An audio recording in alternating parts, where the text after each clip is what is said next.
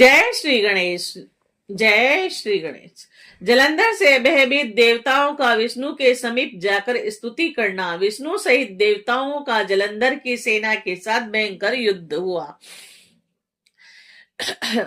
सनत कुमार बोले कि इंद्र सहित सभी देवता उस दैत्य को पुनः आता हुआ देखकर भय से कांप उठे और शीघ्र ही एक साथ भाग गए। प्रजापति को आगे कर वह सब वैकुंठ में गए और फिर प्रजापति सहित सभी देवता प्रणाम कर विष्णु की स्तुति करने लगे। देवता बोले, हे हर्षि केश, हे महाभाव, हे भगवान, हे मधुसूदन, हे देव देवेश, हे सर्व दैत्य विनाशक, आपको नमस्कार है। मत्स्य रूप धारण सत्य व्रत राजा के साथ प्रलयाब्धि के में व्यवहार करने वाले तथा वेदों को लाने वाले मत्स्य रूप है विष्णु, आपको नमस्कार है।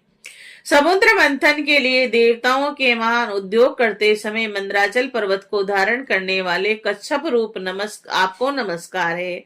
मनुष्यों को आश्रय देने वाली इस वसुंधरा को डाढ़ पर धारण करने वाले और यज्ञ वराह स्वरूप है भगवान, आपको नमस्कार है। विपर्व रूप से दैत्येंद्र बलि को छलने वाले उपेंद्र नामक वामन रूपधारी हे विष्णु, हे विप्रभु, आपको नमस्कार है। क्षत्रियों के शत्रु का अंत करने वाले, माता का हित करने वाले, कुपित होने वाले तथा दुष्ट जनों का नाश करने वाले और परशुराम के रूप से अवतार धारण करने वाले, आपको नमस्कार है। लोक को प्रसन्न करने वाले, मर्यादा पुरुष तथा शीघ्र रावण का वध करने वाले और सीतापति राम के रूप में अवतार ग्रहण करने वाले, आपको नमस्कार है। दृढ़ ज्ञान वाले, राधा के साथ व्यवहार करने वाले तथा विविध लीला करने वाले कृष्ण रूपधारी परमात्मा को नमस्कार है। गुप्त शरीर धारण करने वाले, योग के आचार्य तथा वेद विरुद्ध जैन रूप और बोध रूप को धारण करने वाले, आप लक्ष्मीपति को नमस्कार है। सदम की स्थापना के लिए मलेच्छों का विनाश करने वाले, अनंत शक्ति से संपन्न तथा कल की रूप धारण करने वाले, आपको नमस्कार है। ए प्रभु, देवहूति के लिए कपिल रूप धारण कर सांख्य योग का उपदेश करने वाले, आप महात्मा सांख्याचार्य को नमस्कार है। परमहंस रूप से आत्म मुक्ति परक परम ज्ञान का उपदेश करने वाले ज्ञान रूप विधाता, आपको नमस्कार है। समस्त लोकों के हित के लिए पुराणों की रचना करने वाले तथा वेदों का विभाग करने वाले वेद व्यास रूपधारी, आपको नमस्कार है। इस प्रकार मत्स्यादि रूपों से भक्तों के कार्य के लिए तत्पर रहने वाले तथा सृष्टि पालन तथा प्रलय करने वाले ब्रह्म रूप है प्रभु, आपको नमस्कार है।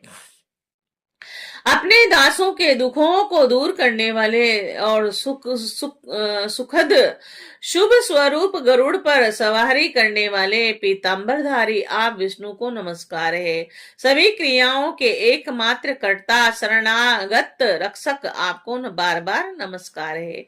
दैत्यों के द्वारा संतप्त देवताओं के दुख का नाश करने वाले है वज्र स्वरूप शेष रूपी सैया पर शयन करने वाले तथा सूर्य चंद्र नेत्र वाले, आपको नमस्कार है।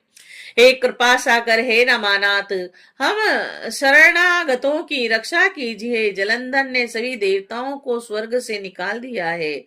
उसने सूर्य चंद्रमा तथा अग्नि को उनके स्थान से हटा दिया है तथा पाताल से नागराज और धर्मराज को भी निकाल दिया है। वह देवता मनुष्यों के समान भटक रहे हैं और इससे वे शोभित नहीं हो रहे हैं और इसीलिए हम आपकी शरण में आए हुए हैं। आप उनके वध का उपाय सोचिए। संत कुमार बोले, तब करुणा सिंधु मधुसूदन देवताओं का यह दीन वचन सुनकर मेघ के समान गंभीर वाणी से कहने लगे।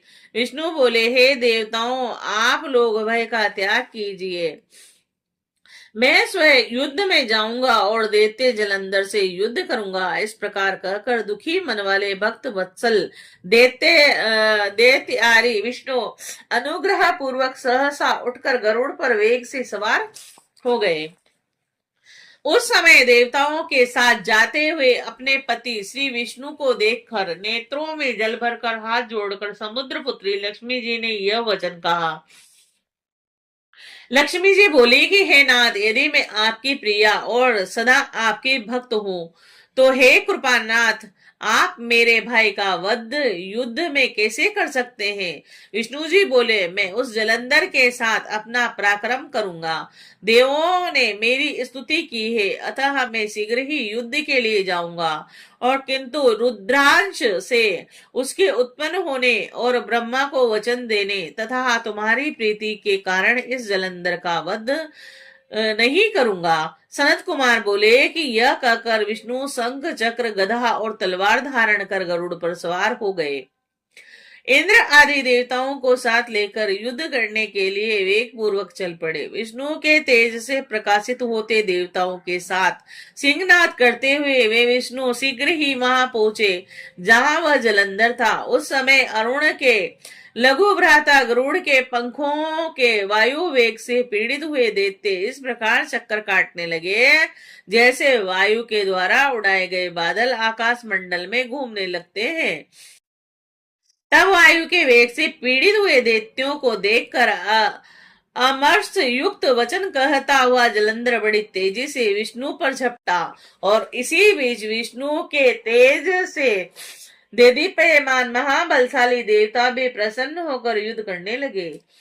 तब वहां पर उपस्थित देव सेना को युद्ध के लिए अदत्त देखकर जलंधर ने युद्ध में दुर्मत दैत्यों को आज्ञा दी। जलंधर बोला, हे देव श्रेष्ठ दैत्यों, तुम लोग सदा से कायर किंतु प्रबल इन इंद्र आदि देवताओं के साथ आज अत्यंत कठिन युद्ध करो।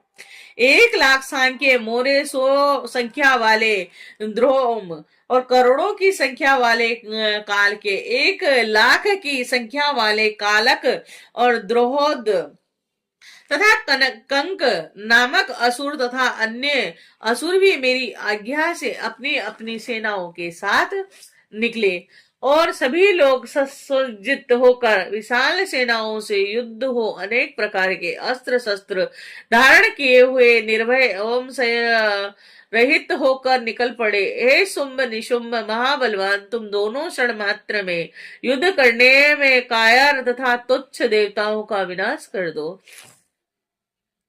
सनत कुमार बोले कि जब जलंधर ने इस प्रकार दैत्यों को आज्ञा दी तब युद्ध विशारद वे समस्त असुर अपनी चतुरंगणी सेना लेकर युद्ध करने लगे। वे गदा तीक्ष्ण बाण शूल पट्टिश तोमर परशु और शूल आदि शस्त्रों से एक दूसरे पर प्रहार करने लगे। विष्णु के बल से युक्त वे महाबलवान देवगण सेनाओं को साथ लेकर अनेक प्रकार के श्रेष्ठ आयुधों से प्रहार करने लगे। वे सिंह के समान गर्जन करते हुए तथा बाणों को छोड़ते हुए युद्ध कर रहे थे और कोई तीक्ष्ण बाणों से, कोई मूसलों और तोमरों से तथा कोई परशु से एवं त्रिशूल से एवं दूसरे पर प्रहार कर रहे थे। वे इस प्रकार देवदानवों में महाभयंकर संग्राम छिड़ गया जो मुनियों तथा सिद्धों में भय उत्पन्न करने वाला था।